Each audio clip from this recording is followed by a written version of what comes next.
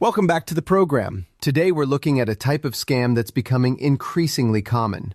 Phone calls using artificial intelligence to copy real people's voices. With me are Laura Mitchell, a cybersecurity specialist based in the U.S., and Alex Turner, who recently experienced one of these scams himself. Laura, before we hear Alex's story, could you briefly explain what makes these scams different from the ones we're used to? Sure.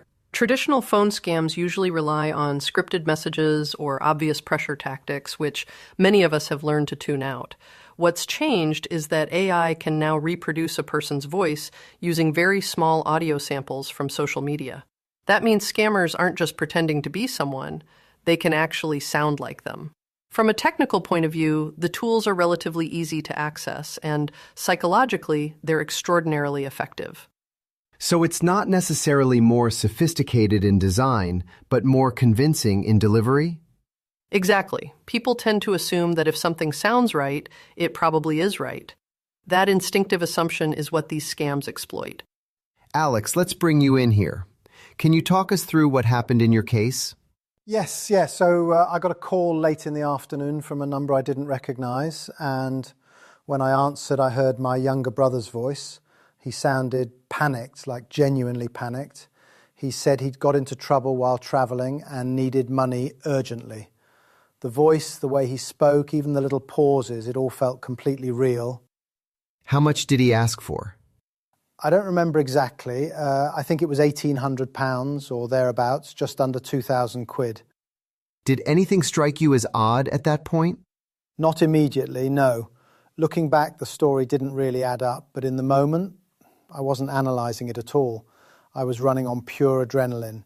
He kept saying there wasn't time to explain and that I needed to act fast, like now. That sense of urgency is key. It's not the technology alone that convinces people. It's how it's used in emotional situations. Alex, when did you realize something was wrong? After I'd already sent part of the money, I tried calling my brother back on his usual number, and he answered like nothing had happened. Totally normal. That's when it hit me. I felt embarrassed more than anything.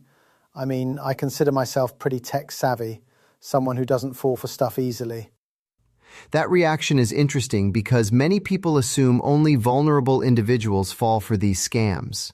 Yes, and that misconception makes it worse. Broadly speaking, these scams don't target ignorance, they target trust. Even people who are well-informed can be caught off guard if the circumstances are right.